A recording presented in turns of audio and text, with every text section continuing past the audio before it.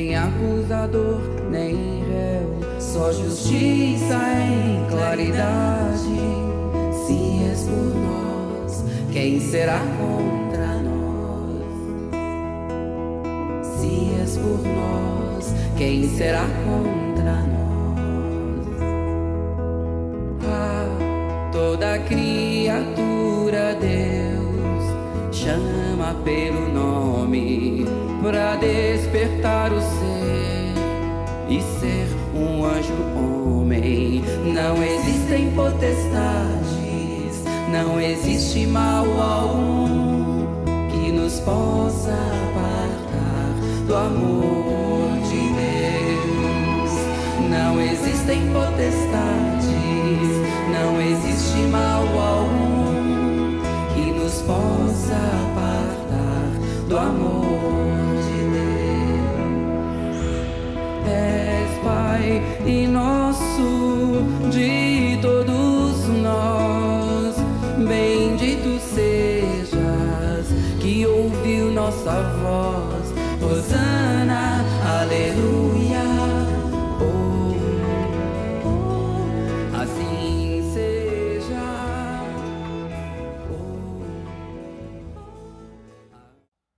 Boa noite aos nossos amigos da Casa FEEGO, aqueles que nos acompanham pelas redes sociais, que estão assistindo essa palestra, são todos muito bem-vindos. Essa noite nós estamos aqui mais uma vez para falar do Evangelho segundo o Espiritismo, o item 23 do capítulo 5, que fala dos tormentos voluntários, o ciúme e a inveja. Então, para tratar desse tema, nós recorremos à literatura mundial, uma obra de Shakespeare muito conhecida de todos, chamada Otelo Mouro. Ela foi escrita em 1604 e foi encenada em 1622 pela primeira vez. Na trama gira em torno de 4 personagens, que são Otelo, o general, Desdémona, sua esposa, seu tenente Cássio, seu suboficial Iago.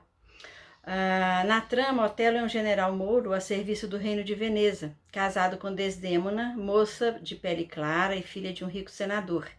Eles se uniram às escondidas e o genro, Otelo, só é aceito pelo sogro porque o casamento já está consumado. E aqui nós temos um primeiro ponto. Otelo era um homem de origem muito humilde, negro, não tinha nem permissão para ascendência a uma casta social mais elevada, exatamente por causa da sua origem, mas pelos sua bravura, não é? Sua contribuição para o reino de Veneza nas guerras e nas lutas, ele era muito considerado e era um general muito bem quisto, muito respeitado. Só que ele era negro. E Desdémona, filha do senador Brabâncio, era uma moça rica, muito bonita, recatada como as moças da época, a quem o pai tinha muito apreço, muito amor e consideração, e permitia a ela que escolhesse o seu futuro marido, mas não imaginava que ela fosse justamente se apaixonar por Otelo. Ele esperava que ela encontrasse alguém na mesma condição social, nas classes senatoriais ou nas classes mais aristocráticas da cidade. Mas ela justamente se apaixonou por Otelo, pela sua bravura, pela sua sedução, pelo seu encanto. Alguma coisa uniu os dois. É um sentimento que os uniu ali, foi muito grande. E Otelo se sentiu lisonjeado, porque ele, na condição em que estava, aquela moça ter olhos atentos para a sua figura, então ele fez de tudo para se casar com ela. Fugiram para se casar, então o pai de Desdémona só aceitou o casamento porque estava consumado. Iago, que era o suboficial de Otelo, que era aquele que estava ligado mais diretamente a ele tinha muito ciúme de Otelo pelos seus feitos, pela sua fama, pelo respeito que ele infundia nas pessoas. E fazia tudo para comprometê-lo, principalmente porque ele achava que seria condecorado, que ele seria elevado a um posto melhor por Otelo, por ser o seu suboficial, por estar ali ao seu lado. No entanto, ele deu mais atenção a um tenente, uma classe inferior, que era o Cássio. Por quê? Porque Cássio fez uma grande amizade com Otelo, por ser uma pessoa de boa índole, respeitosa, e foi ele que articulou as condições e as situações para que ele pudesse se encontrar com Desdémona e fugir com ela. Por quê? Porque ele era de uma classe aristocrática e tinha penetração na sociedade, podia falar com Desdémona e ao mesmo tempo com ele, porque era um militar. Então ele fez toda a articulação para que aquele romance pudesse ir adiante. A destruição de Otelo foi movida pelo ciúme. Por que o Iago fez? Porque ele com tanta inveja da condição de Otelo, e mesmo depois dele ter fugido com a filha do senador, ele ainda ter sido aceito no meio aristocrático, no meio da sociedade, aquilo gerou muito mais inveja em Iago. Então ele tramou com Rodrigo, um companheiro de armas, e foi insinuando devagarzinho aos ouvidos de Otelo, que o ouvia porque ele era o seu suboficial, um caso extraconjugal entre ela e Cássio, que não existia, porque Desdémona era fiel, era uma mulher correta, e Cássio era um amigo leal também, não trairia Otelo de forma alguma, e muito grato pela promoção que havia recebido. Mas com as suas palavras, a confiança que Otelo tinha nele, a sua maneira, né, envolvente de falar com Otelo, ele conseguiu fazer com que Otelo ficasse transtornado e criou uma situação que Otelo encontrou em sua casa e que achou imediatamente que aquilo ali era uma prova da traição. Então ele matou Desdémona enforcada, sufocada com as suas próprias mãos. Quando depois ele veio a saber que aquela história havia sido inventada por Iago e que Desdémona havia sido fiel sempre, ele ficou desesperado de culpa e matou-se. Bom, a trama é essa daí. Quais as duas características que nós podemos ver aqui que dizem que tem relação com o nosso tema? Primeiro, Iago aparentava ser uma pessoa boa e digna de confiança, mas ele mostrou ser justamente o oposto, ou seja, maligno e traidor, corroído pela inveja, por se sentir preterido na escolha do general. E Otelo sentia ciúme de sua mulher, sem que ela nunca lhe desse motivos. Foi esse ciúme doentio que permitiu que Iago enganasse. Ou seja, duas pessoas de condições diversas, até de condição social e de conhecimento, de estudos diferentes, né? Mas um invejando a condição daquele que era mais humilde, mas que conquistou uma posição. E o outro se ardendo de ciúme pelos inúmeros complexos que tinha, pelo racismo da sociedade, que para que fosse aceito um homem humilde e negro, ele precisou trabalhar muito e trazer muitos louros e muitos feitos bélicos, né, para as conquistas de Veneza. E isso tudo gerou nele um grande complexo, e esse ciúme doentio que ele tinha era uma forma de ele expressar, né, a sua insegurança diante do amor de Desdémona, porque ele era complexado pela sua condição e ainda mesmo com todas as provas que ela lhe dava, ele não acreditava que teria merecimento para aquele amor, e por isso se acreditava dono dela e segurava com todas as forças, e o ciúme era uma consequência natural. Isso era um tormento muito grande, tanto para Iago quanto para Otelo, esses sentimentos deles. Tantos tormentos que eles mesmos se causavam, os faziam sofrer e os levaram a protagonizar toda essa tragédia. E o que são esses tormentos que eles mesmos provocavam? São os famosos tormentos voluntários.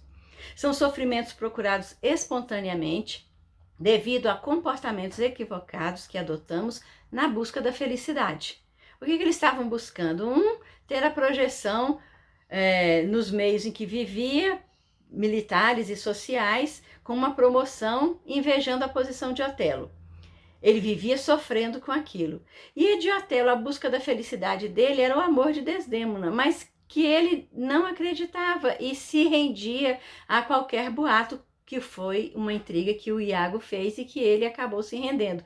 Ele buscava a felicidade no amor de Desdémona, Iago buscava a felicidade numa posição social entre os militares e a sociedade de Veneza da época, mas para alcançar essa felicidade, ambos se enredaram em tormentos, criando sofrimentos e dificuldades para suas próprias vidas.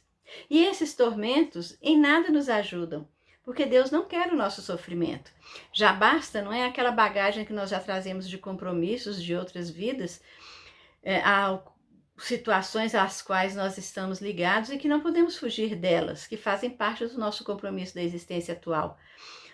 Nós podemos viver momentos de alegria, mas existem as nossas provas, as nossas situações difíceis aqui que nós precisamos superar, que fazem parte dessa bagagem. Então, para que criar mais sofrimento voluntariamente para aumentar o peso daquela bagagem que muitas vezes é difícil de carregar?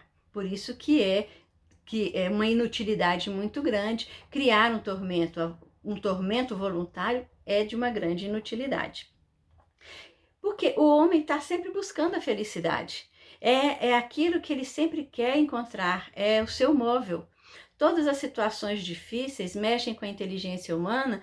Por quê? Porque ele vai usar os seus recursos de conhecimento, de sabedoria, morais, materiais, emocionais, para sair daquela situação de sofrimento e alcançar aquela felicidade que a gente deseja. Só que, como nos diz o Evangelho, na Terra não existe uma felicidade sem mácula, não existe uma felicidade sem mescla, porque nós estamos aqui num mundo de provas e expiações, justamente para provar e expiar, através dos nossos compromissos, erros cometidos em outras existências. Mas nós buscamos tanto essa felicidade e nos rendemos tanto à nossa fraqueza moral, às nossas más tendências, a uma índole ainda não muito aperfeiçoada, que a busca dessa felicidade acaba se tornando um grande sofrimento. E poderíamos gozar destes, como nos diz aqui o Evangelho, desses momentos de relativa felicidade, se nós não a procurássemos nas coisas perecíveis e sujeitas às mesmas vicissitudes. Que coisas são essas? Nós nos mostramos ávidos de tudo que nos agita, criamos para nós tormentos que está nas nossas mãos evitar. E todos esses tormentos derivam da inveja e do ciúme, né? Por exemplo, que são os assuntos que nós estamos tratando aqui. Vamos colocar assim, numa situação da vida. Quantas vezes nós não desejamos aquela situação que nós vemos em outra pessoa? Quantas vezes nós não nos sentimos enciumados porque alguém teve uma projeção maior do que a nossa, ou porque recebeu alguma coisa que nós achávamos que merecíamos e aquela pessoa recebeu? Por que não ela também? Por que somente nós? Por que não podemos dividir aquelas condições? Não é? Para isso, na vida, nós recebemos uma das maiores dádivas, que é o nosso livre-arbítrio. Como nos diz aqui, uma das maiores dádivas do Criador a nós mesmos está no livre-arbítrio. Na escalada evolutiva, a lei natural nos deu a possibilidade de decidirmos sozinhos o que nós queremos, como queremos, para que queremos e o que fazer com o que nós conquistamos ou adquirimos em todos os sentidos. Mas muitas vezes nós transformamos essa dádiva, o livre-arbítrio, em uma arma atroz, trazendo-nos grande sofrimento. Olha aí a situação de Otelo. Ele tinha liberdade para escolher ouvir o seu coração, sentir o amor de Desdémona ou as insinuações de Iago. Ele preferiu, pela sua fraqueza moral, ouvir as insinuações, deixar-se render a um sentimento menos bom, a um sentimento derivado, com certeza, do egoísmo, o egoísmo dele de se sentir dono, de se sentir preterido no amor, que ele supunha que estava sendo preterido. Ele não criou para si um grande tormento fazendo uma escolha equivocada? Ele usou do seu livre-arbítrio. Ele fez exatamente uma escolha e ele escolheu o caminho que o levou a uma situação de dívida e de sofrimento muito grande. Pensa o homem que pode decidir adquirir o que não está ao seu alcance, o que pertence a terceiros, almeja acumular mais bens do que necessita, submete-se a futilidades, despreza valores morais, deturpa os melhores preceitos sociais, avança nos direitos alheios, quer granjear respeito a qualquer custo dos subalternos e circunstantes. No entanto, esse a qualquer custo acaba inspirando temor e não reconhecimento. E nessas características que nós vemos aqui, nessas situações que nós vemos aqui, nós podemos, na história de Otelo, identificar todas elas. Iago querendo alcançar aquilo que não lhe pertencia, que era justamente a fama conquistada por Otelo por méritos próprios, porque ele também não poderia fazer a mesma coisa, porque ele queria o que era de Otelo e não fazer a sua própria conquista por méritos pessoais, desprezando valores morais, quais sejam da amizade, da confiança que Otelo depositava em sua pessoa, deturpando preceitos sociais, invadindo a relação íntima de um casal. Ele estava deturpando um preceito social do respeito que ele deveria ter pela relação do seu chefe com a esposa dele. Porque ele queria ter essa ingerência, porque ele achou que poderia usar da maledicência, não é? Fofoca, maledicência, não passou pelos 3 crivos a sua condição de boateiro, e assim mesmo criando uma história, uma situação que não era verdadeira. O que nós estamos hoje vendo aí, fake news? Cria uma comoção social, um burburinho, uma situação tão difícil, e as pessoas começam a ficar umas contra as outras, ou ficam inseguras porque não acreditam mais no que as coisas que são mostradas. Nós não temos ainda aquele feeling, né, aquele sentimento, aquele cuidado de fazer o nosso próprio juízo de valor diante das situações. Nós nos rendemos impulsivamente a tudo que nós vemos, que nós ouvimos, sem fazer uma avaliação razoável, sem usar os valores que nós já temos, os conhecimentos que nós já temos para medir causas e consequências de tudo aquilo que a gente fala. E aquilo que a gente pensa e aquilo que a gente sente começam a transtornar o meio que está à nossa volta. E isso é um verdadeiro tormento. E aí, quando as situações ficam difíceis, onde assumir a responsabilidade pelo que nós fizemos? Como é mais fácil diminuir o nosso sofrimento? Todos causados por decisão da nossa liberdade de agir. Quando as graves e funestas consequências vêm, nós colocamos a culpa em Deus, no próximo, na incompreensão do mundo. E se nós acreditamos na reencarnação, debitamos os reveses, ou seja, as situações difíceis que nos acontecem, ou no meio que nós vivemos, ao nosso passado desventuroso. Ah, isso é karma. Isso é coisa de outra vida, isso é um sofrimento pelo qual eu tenho que passar. Quando a gente não para perceber que aquilo é um tormento voluntário, é um sofrimento que nós estamos causando por livre e espontânea vontade, por escolhas equivocadas que nós vamos fazendo no nosso caminho. E não assumimos as consequências dessas escolhas porque não refletimos sobre a nossa verdadeira personalidade, não mergulhamos dentro de nós para saber quem nós somos, o que fazemos, como agimos, como nos colocamos e nos portamos diante das situações.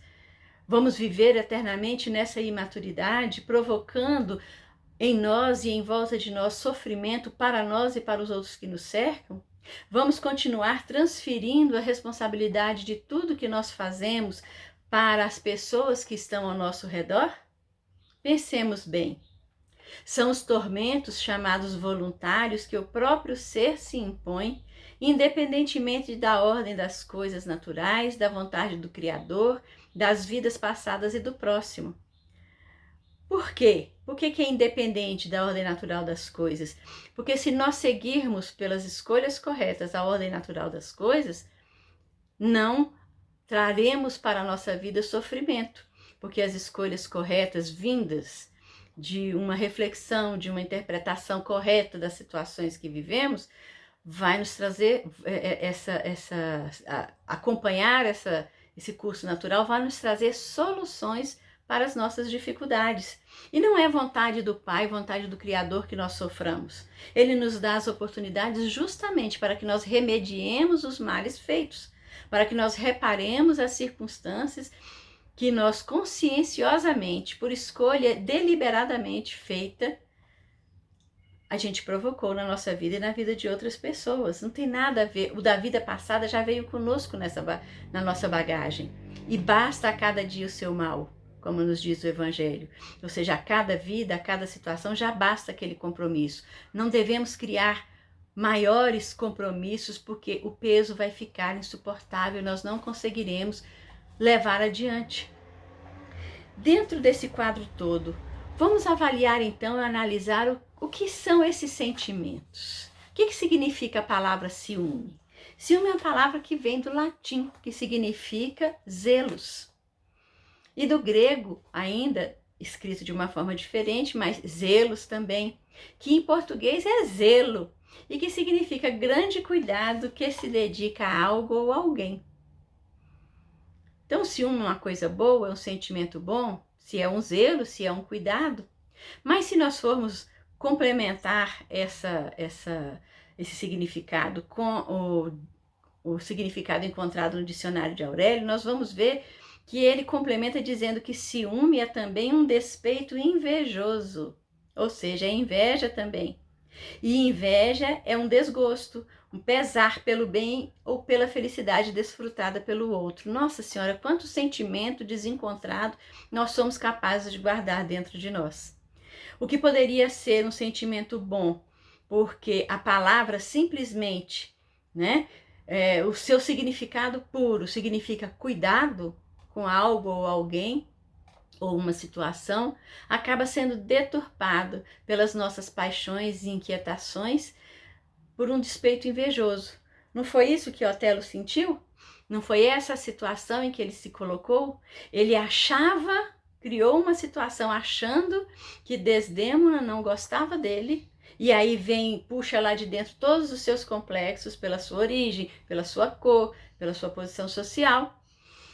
Não se achava digno e por isso mesmo ouviu as insinuações de Iago e passou a sentir um despeito invejoso de uma felicidade que ele achava que o Cássio estava sentindo, que na realidade aquele sentimento era endereçado a ele e não ao Cássio, que era apenas amigo de ambos, amigo comum, que inclusive ajudou para que aquele romance desse certo.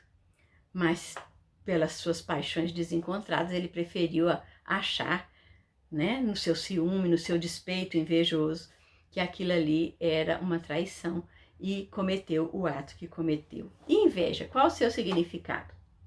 A palavra inveja é de origem latina e significa invidere em latim, que significa não ver.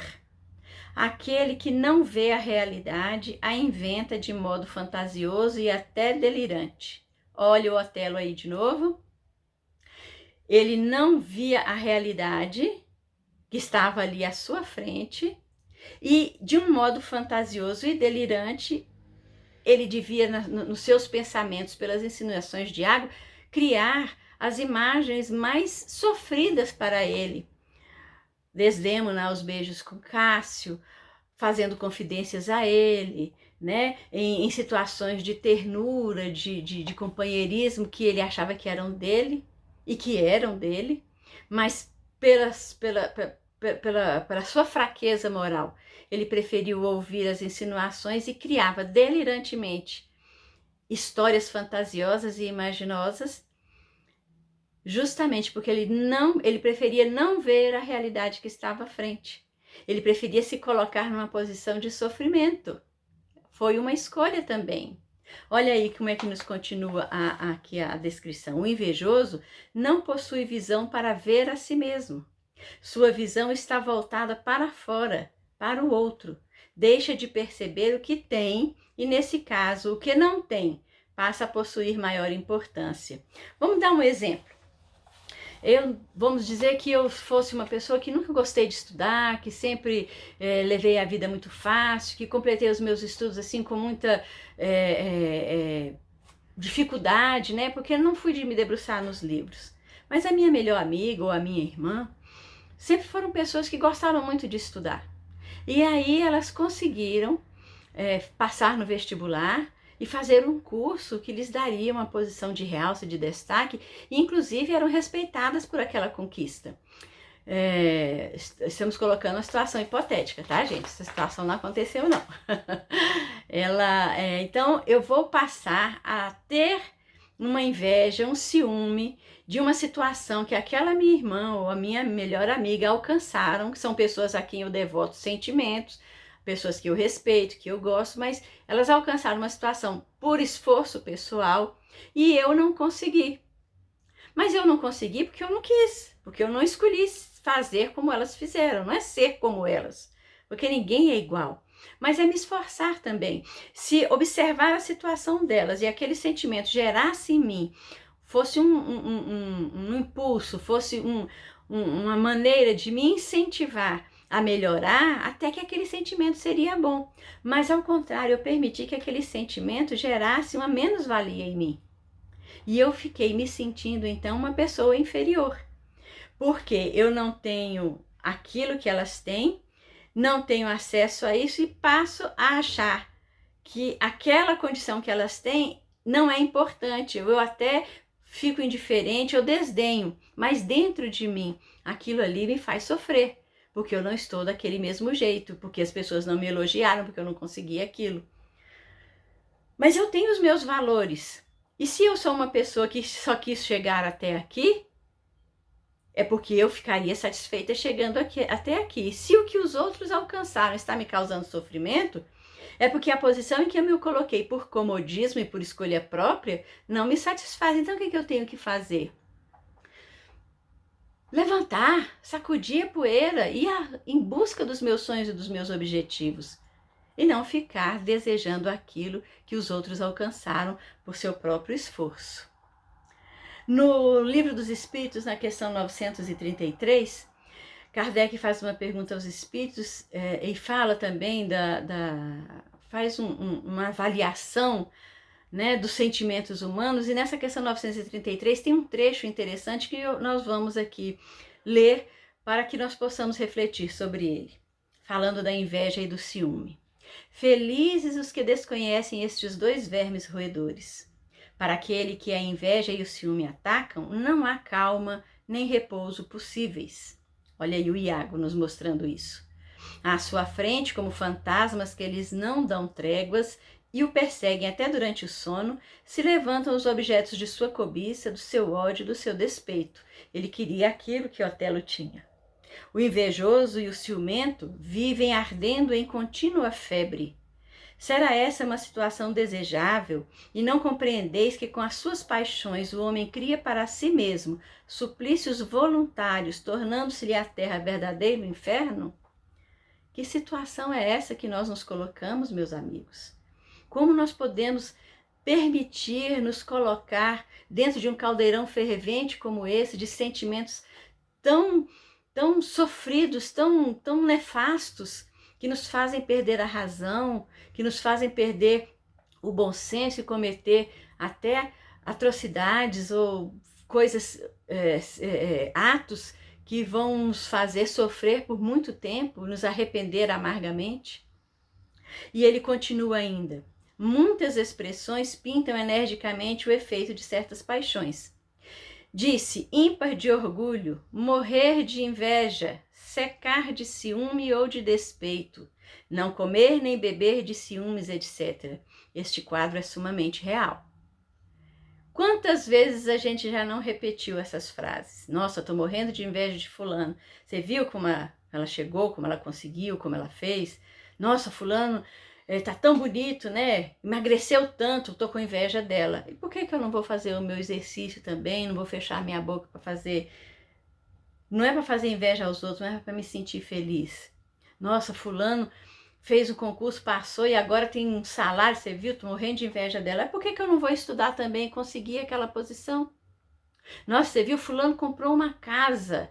Que casa maravilhosa. Vai estar roubando lá no trabalho.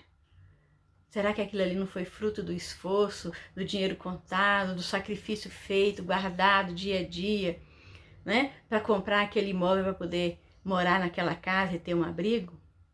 Por que que o nosso ciúme pelas coisas que as pessoas alcançam, nossa inveja em ter o que as pessoas querem podem nos causar tanto sofrimento? Por que que nós permitimos, mais uma vez nós perguntamos, que esses sentimentos façam morada dentro do nosso coração? Né?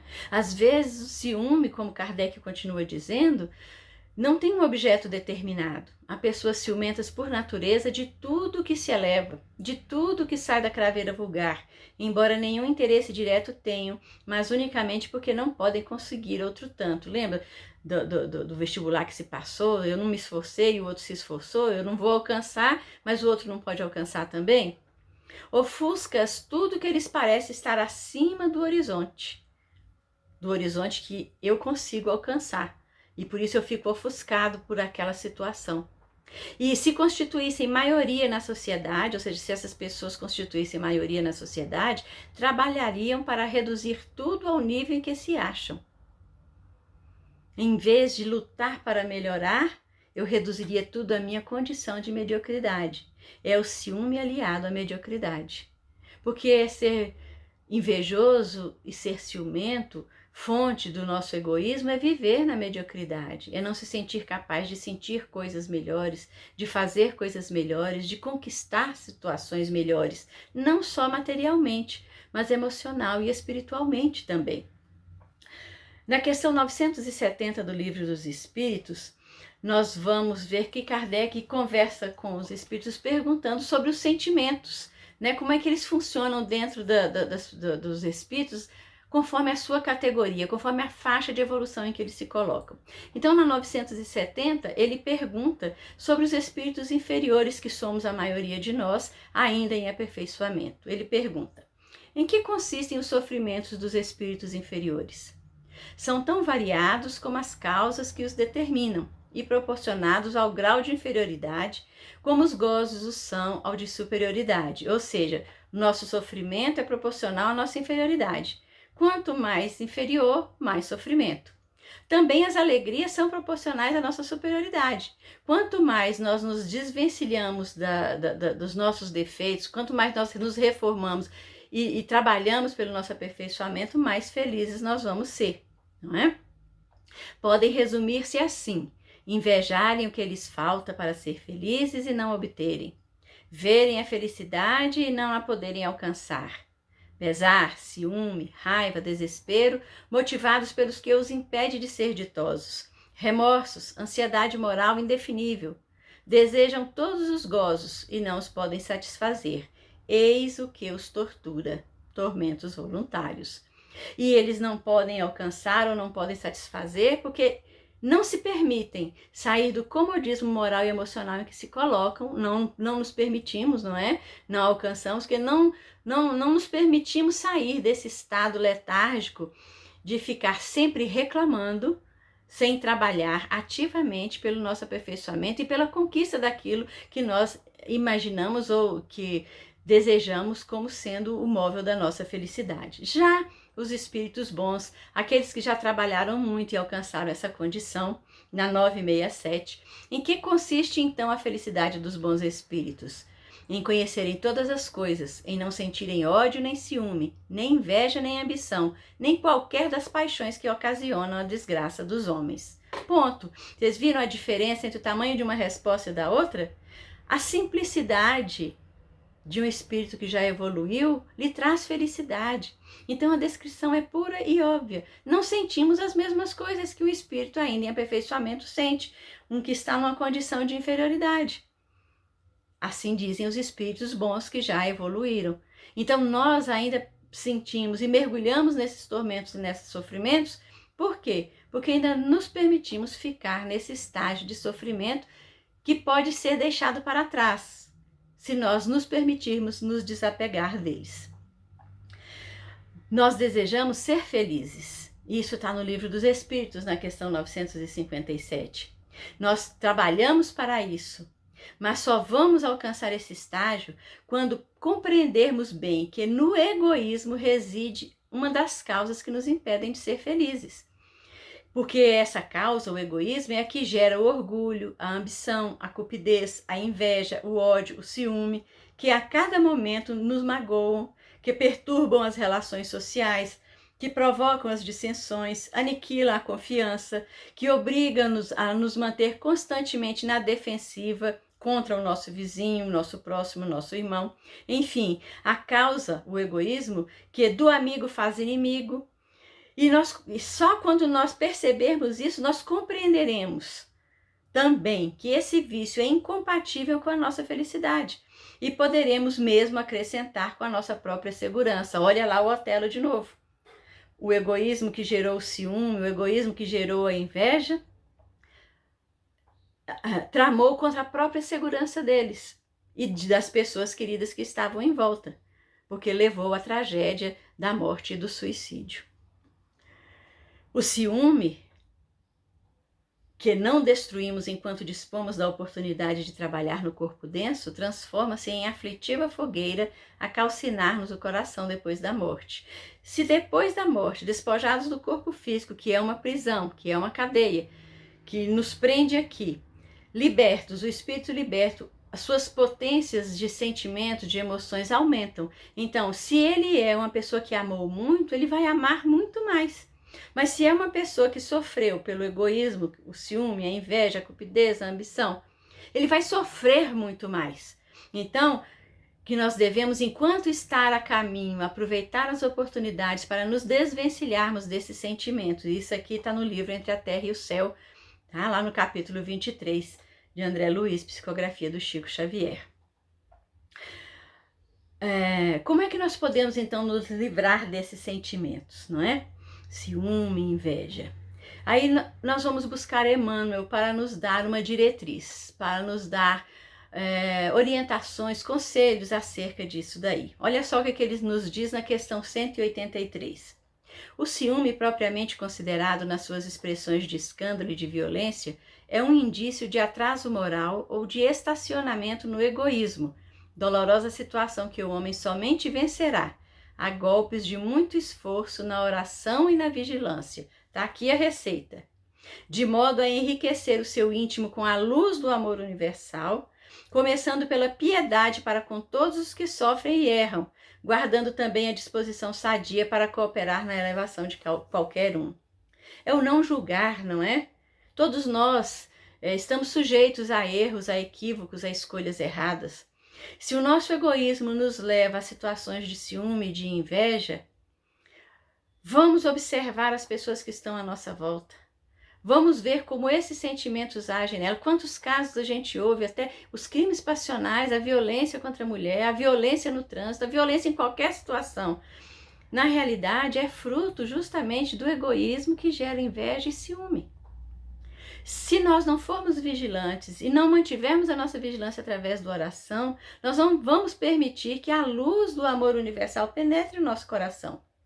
E sem essa luz, nós não vamos compreender o nosso próximo. Nós não vamos ver que ele também sofre e erra como nós. Nós não vamos exercitar a nossa compaixão para podermos viver melhor, para podermos conquistar aquela alegria, aquela felicidade a qual nós temos direito, sim, que deveríamos trabalhar arduamente para ela. Somente essa compreensão, nos diz Emmanuel, colocando-nos na situação de quem errou ou de quem sofre, a fim de iluminarmos o raciocínio para a análise serena dos acontecimentos, poderá aniquilar o ciúme do coração, de modo a cerrar-se a porta ao perigo pela qual toda a alma pode atirar-se a terríveis tentações com largos reflexos nos dias futuros. Aquilo ali foi um romance, um conto de Shakespeare que virou uma peça. Mas quantas situações iguais a essa nós não vemos se repetir no nosso dia a dia? Quantos sofrimentos as pessoas estão perpetrando contra si mesmos por sentirem e agirem dessa forma, não é? Então, olhando a nossa visão interior, que é com a forma como nós enxergamos os outros, vamos lá na Fonte Viva ainda com Emmanuel, e para finalizar aqui o nosso estudo dessa noite, lembrar que o homem enxerga sempre por meio da visão interior. É com as cores que usa por dentro que ele julga os aspectos de fora. Pelo que sente, examina os sentimentos alheios. Na conduta dos outros, supõe encontrar os meios e fins das ações que lhes são peculiares.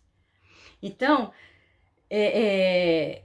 vamos olhar o outro com amor e com compaixão, e assim também nós vamos conseguir olhar para nós, sem julgar, sem nos colocarmos à mercê das nossas paixões avassaladoras que trazem desequilíbrio e nos fazem sofrer. Vamos pintar de cores mais bonitas os nossos sentimentos e a situação do nosso próximo que vive conosco. Vamos fazer ao outro aquilo que nós gostaríamos que o outro nos fizesse. Emmanuel finaliza assim a mensagem. Casos intrincados existem nos quais o silêncio é o remédio bendito e eficaz, porque sem dúvida cada espírito observa o caminho ou o caminheiro, segundo a visão clara ou escura de que dispõe. Então, quando não conseguirmos de pronto, naquele instante, agir de uma forma equilibrada, vamos lembrar do Chico, da água da paz. Ele falava, quando você estiver com muita vontade de brigar com alguém, bota água na boca, Emmanuel disse a ele, fecha a boca e fica com a boca fechada. E só cospe ou engole aquela água quando aquele sentimento passar. Esse é o silêncio que nós temos que fazer. É o silêncio que vai nos proporcionar a oportunidade de respirar e elevar nosso pensamento a Deus, nosso Pai, em oração. E exercer a vigilância constante dos nossos sentimentos. E ao fazer a nossa oração, conversando com o Pai, voltar ao silêncio para ouvir o que Ele quer nos dizer, nos retornando boas energias, boas inspirações, para que nós não saiamos do trilheiro correto do nosso caminho de aperfeiçoamento e evolução. Se nós podemos desejar alguma coisa aos nossos irmãos, é que as nossas vidas sejam trilhadas ou traçadas pela vontade muito grande de melhorar o sentimento, melhorar os relacionamentos, melhorar a postura diante das situações e da vida. Que Deus, nosso Pai, nos abençoe, nos fortaleça e enriqueça as nossas vidas hoje e sempre. Que assim seja.